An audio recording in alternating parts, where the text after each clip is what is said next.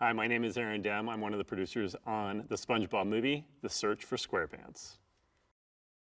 Definitely a fan of SpongeBob. Definitely watched the cartoons. It's been around for 25 years. This is actually the first time I've been involved with the SpongeBob movie, and I was very excited and loved being part of it.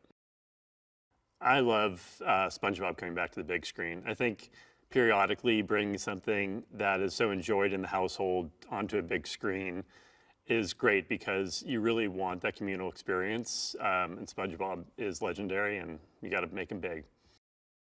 The movie's really about SpongeBob and him wanting to be a big guy so he can ride the big roller coaster at the amusement park. And when he finally gets there, he realizes being big doesn't necessarily mean being brave. So he goes, he chickens out and goes to Mr. Krabs to be sort of his alibi about why he can't do it today. And Mr. Krabs inadvertently, through his story of his bravery with the Flying Dutchman, drags SpongeBob into this adventure.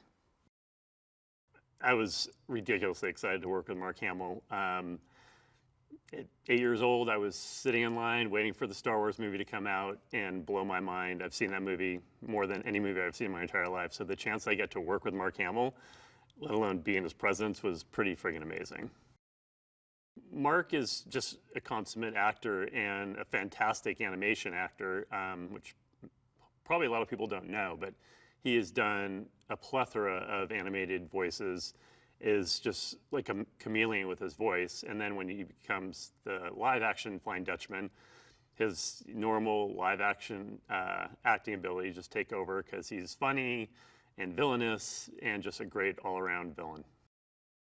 Having the original voice cast of SpongeBob in this movie just makes everything easy and authentic because everybody's familiar with these voices and they are the characters, they really are. So it makes our lives easy and it also just makes the movie elevated. So it just really takes the SpongeBob franchise just into a bigger screen and also in a familiar place.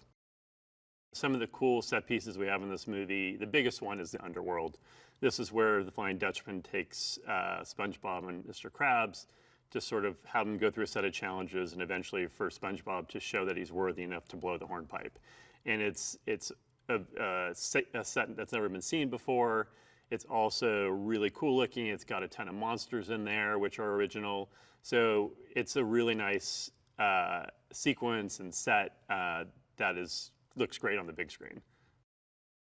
I'd say the hardest part in terms of making the movie was the sequence where the Dutchman goes from being an animated character to a live action character in the underworld, because you had live action, green screen, you had a lot of effects, and then you had all the animation to integrate all that stuff together. So that was definitely the hardest part of making the film.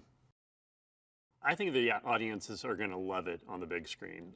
This movie was designed to be on a big screen and be an experience shared by everybody. And the visuals are infinitely better than what you'll see on TV. We have an amazing score by John Debney. Real Effects has done some amazing work with our CG animation and look. And this also, the sound effects sound fantastic as well. So we really focus on bringing an experience that you want to see on a big screen in Dolby Vision, Dolby Sound, because it's going to sound amazing. Working with Derek was amazing. He's a fantastic director and has been involved with SpongeBob all the way back to season 1. So he knows SpongeBob inside out. It's almost like a child that he has. And his meticulous attention to detail, into timing, into how the drawings need to be done so that way they get animated properly, was really fun to watch, and I learned a lot. This is my first comedy, so it was neat watching him work and how he sort of dialed everything into perfection. I think people gravitate towards SpongeBob because I feel like it has something for everybody. SpongeBob is just this like innocent, naive character that I think a lot of people can identify or maybe wish they were if they're a little too complicated. And then you just have the cast of characters like a Mr. Crab, which everybody's probably had a boss who's been a bit of a pain in the butt. And then you get, guys, other characters like Gary, who I think is hilarious because he's just so simple, but he's just funny.